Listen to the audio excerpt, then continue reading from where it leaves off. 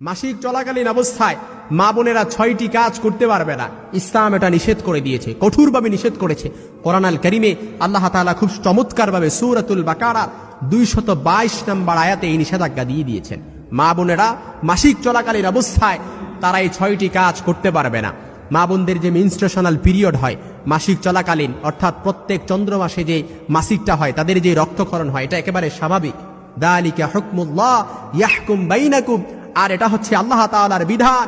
এই বিধান, এটা আল্লাহ তাআলার ফায়সালা। রাসূল সাল্লাল্লাহু আলাইহি ওয়াসাল্লামের মাধ্যমে আল্লাহ তাআলা কোরআনের আয়াত নাজিল করলেন, ওয়াসআলুনাকা আনিল মাহিদ কুল হুয়া আযা। হে রাসূল, লোকেরা যখন আপনার কাছে মাসিক সম্পর্কে জিজ্ঞেস করেন, আপনি বলে দেন এটা খুব কষ্টকর, এটা যেন তেন কোনো বিষয় নয়, এটা খুব কষ্টকর।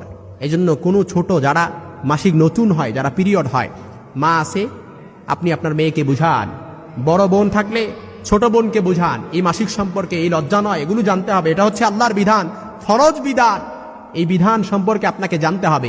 এজন্য ইসলাম মা বোনদের মাসিক চলাকালীন অবস্থায় ৬টি কাজ নিষেধ করেছেন। এর ১ নাম্বার হচ্ছে মাসিক চলাকালীন অবস্থায় তাদের জন্য সহবাস করা হারাম করে দিয়েছেন। অর্থাৎ স্ত্রীদের প্রতি যদি কোনো স্বামী যদি সহবাস করে, এটা হারাম হয়ে যাবে। আর এর জন্য আল্লাহর কাছে তাওবা অবশ্যই করতে হবে, যেটা আল্লাহ তাআলা কোরআনের আয়াত দ্বারা আমাদেরকে কঠোরভাবে নিষেধাজ্ঞা করে দিয়েছেন। এই জন্য ২ নাম্বার যেটা করা যাবে না, মাসিক অবস্থায় স্ত্রীর নাভি থেকে হাঁটু পর্যন্ত দেখা বা স্পর্শ করা হারাম। আপনি বুঝেন কোথায় আপনি ইসলাম আমাদের জন্য কতটা সহজ করে দিয়েছে, কতটা ব্যালেন্সপূর্ণ ইসলাম করে দিয়েছে। মাসিক অবস্থায় স্ত্রীর নাভি থেকে হাঁটুর উপর পর্যন্ত দেখা, আপনি স্বামী, বৈধ স্বামী, অথচ আপনার জন্য হারাম।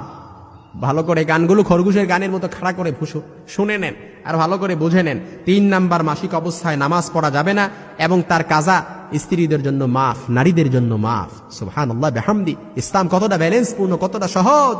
আত-তাইসির ইউরিদুল্লাহু বিকুমুল ইউসরা ওয়ালা ইউরিদু বিকুমুল উসরা। ইসলাম সহজ চায়, কঠিন যায় না। এজন্য মাসিক অবস্থায় স্ত্রীদের জন্য, অর্থাৎ নামাজ পড়া, নারীদের জন্য নামাজ পড়া মাফ, পরবর্তীতে এটা কাজাও করতে হবে না। ৪ নাম্বার, মাসিক অবস্থায় রোজা রাখা যাবে না, কিন্তু তার কাজা আদায় করতে হবে। অর্থাৎ রমাদানের ফরজ রোজা মাসিক অবস্থায় চলে আসছে, সাথে সাথে বন্ধ করে দেন, পরবর্তীতে কাজা আদায় করে নিতে পারবেন। ৫ নাম্বার, মাসিক অবস্থায় কোরআন শরীফ স্পর্শ করা বা মুখে উচ্চারণ করা আপনার জন্য হারাম। মা বোনদের মাসিক অবস্থা শুরু হয়ে গেছে, মেনস্ট্রুয়েশনাল পিরিয়ড শুরু হয়ে গেছে, তাদের জন্য কোরআন শরীফ স্পর্শ করা কিংবা সেটা মুখে উচ্চারণ করা, কোরআনের আয়াত মুখে উচ্চারণ করা আপনার জন্য আল্লাহ তাআলা হারাম করে দিয়েছেন। ৬ নাম্বার, মাসিক অবস্থায় আপনার স্ত্রীর সাথে শোয়া, তাকে কিংবা চুম্বন করা, আলিঙ্গন করা